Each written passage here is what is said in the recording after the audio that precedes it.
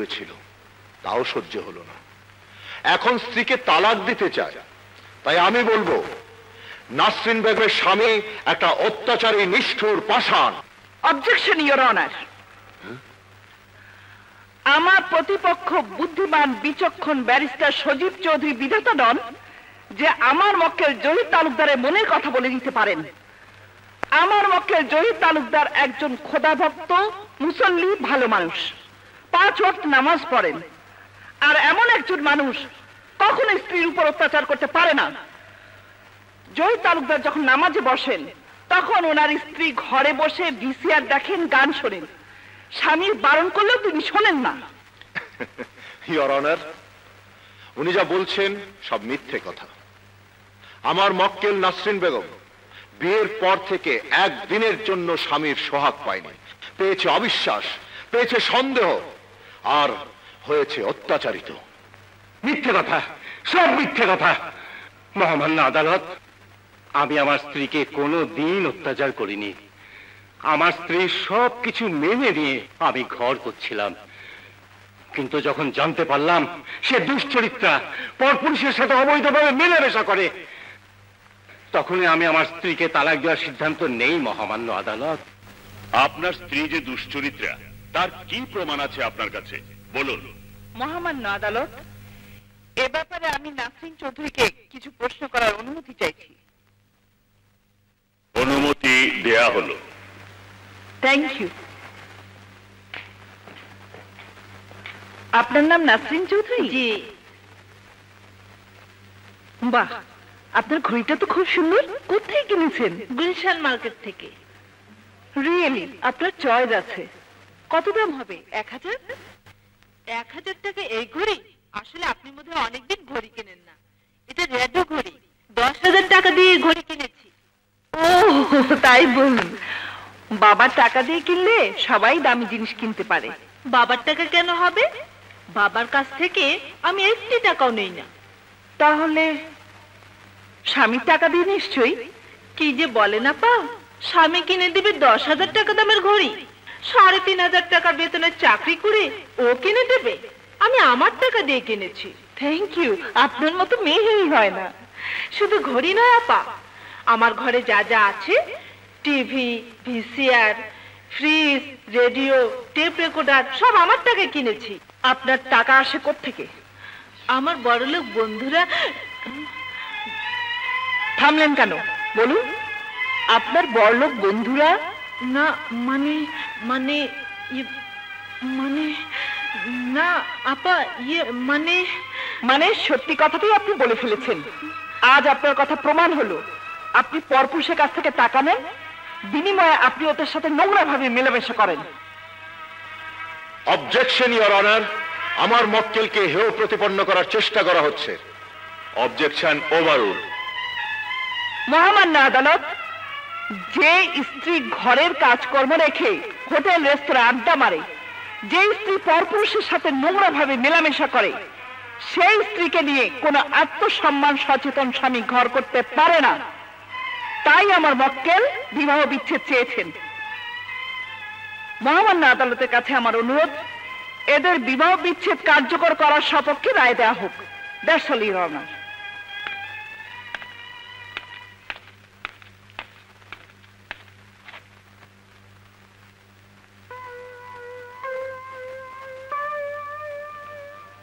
বিজ্ঞ ব্যারিস্টারদের সওয়াল জবাব শোনার পর এবং মিসেস নাসরিন চৌধুরীর বক্তব্য অনুযায়ী এ কথা নিঃসন্দেহে প্রমাণিত হয়েছে যে মিসেস নাসরিন চৌধুরী পর পুরুষের সাথে ঘনিষ্ঠভাবে মেলামেশা করেছেন।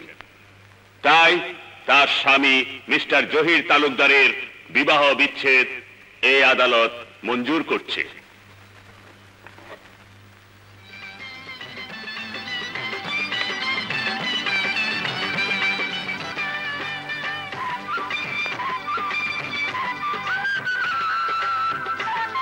Thank you madam. ওয়েলকাম।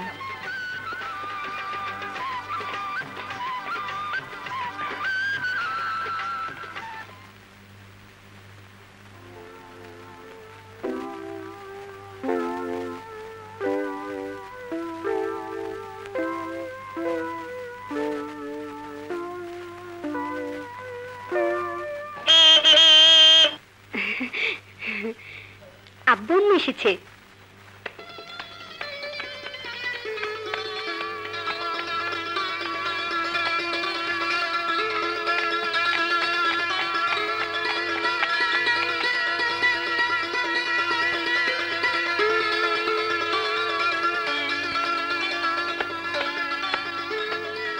শোনো আব্বু, শোনো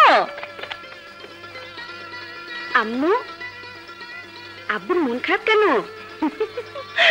আজ আমার সাথে ঝগড়া করে তোমার আব্বু হেরেই গেছে, তাই মন খারাপ।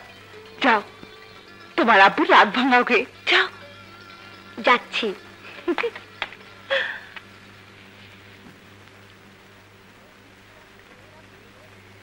জিলাপি, জিয়ামা কই নাই তো? ওই তো জিয়ামা। কে ওভাবে মাথা বের করে দাঁড়িয়ে আছিস কেন? ও আয়া বসি কত বাড়ি কইরা জিলাপি না খাইয়া বলেন সাবের কি দিব বাইরা?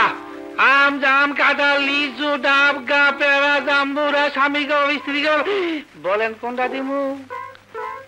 ওসব কিচ্ছু লাগবে না, সাহেবের জন্য চা নিয়ে আয়।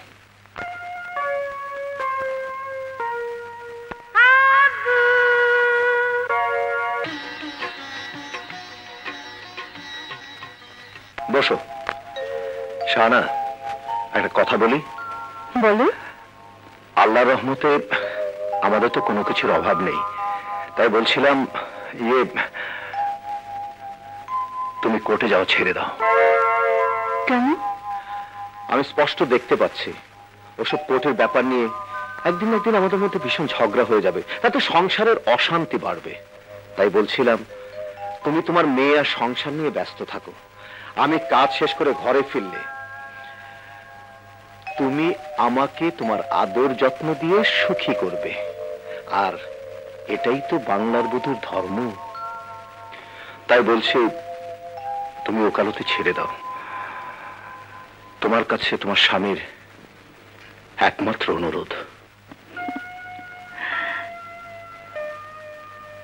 তোমার আদেশ আমার মাথার মনি, আমি আর কোর্টে যাব না।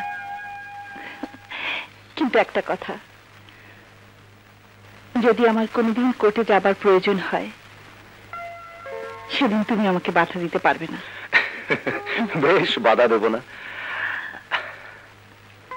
ও হ্যাঁ, আমরা কক্সবাজার কবে যাচ্ছি? কাল একটা কেস আছে, কেসটা শেষ করে চলে যাব। ট্রেনে করে যাব চিটাগং, তারপর বাই রোড কক্সবাজার।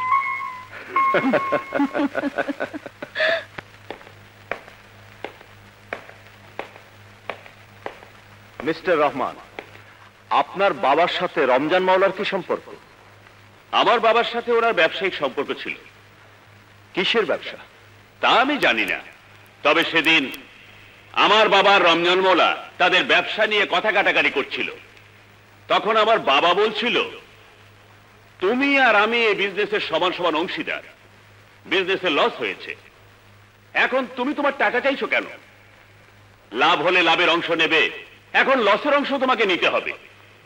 রমজান মাওলা বলল, কোনো কথাই আমি শুনতে চাই না, আমার টাকা যদি তুমি দুদিনের মধ্যে না দাও তাহলে আমি তোমাকে খুন করে ফেলবো।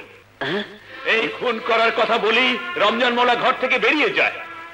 তখন আমি বাবাকে বলি পুলিশে খবর দিতে, বাবা বলে আমাকে তাই করতে হবে। পরদিন বাবা পুলিশের কাছে যাবে বলে ঘর থেকে বেরিয়ে যায়, আর ঘরে ফেরেনি।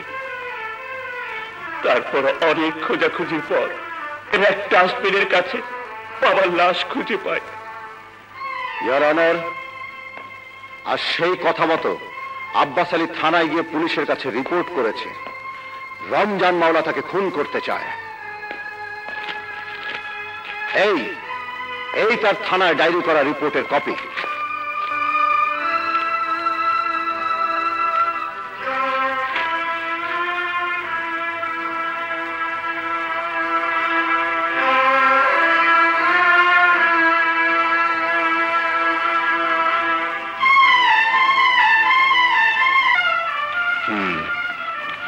ইওর অনার, হত্যাকারী আব্বাস আলীর বুকে যে ছুরিটি বিদ্ধ করেছিল, ভুল করে সেই ছুরিটি সেখানে ফেলেই চলে যায়।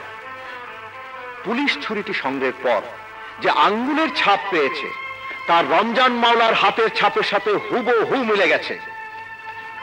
আর এই হলো তার রিপোর্ট।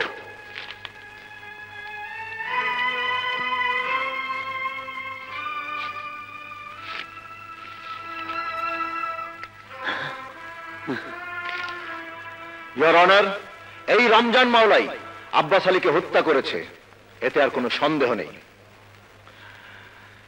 তাই আমি মহামান্য আদালতের কাছে অনুরোধ করব, রমজান মাওলাকে যেন মৃত্যুদণ্ডে দণ্ডিত করা হয়। That's all your honour.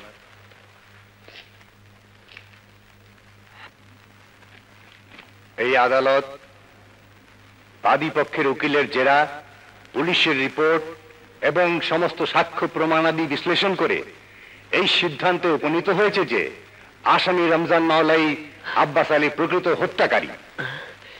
তাই আসামি রমজান মাওলাকে দোষী সাব্যস্ত করে বাংলাদেশ দণ্ডবিধির 302 ধারা মোতাবেক মৃত্যুদণ্ডের আদেশ দেওয়া হলো।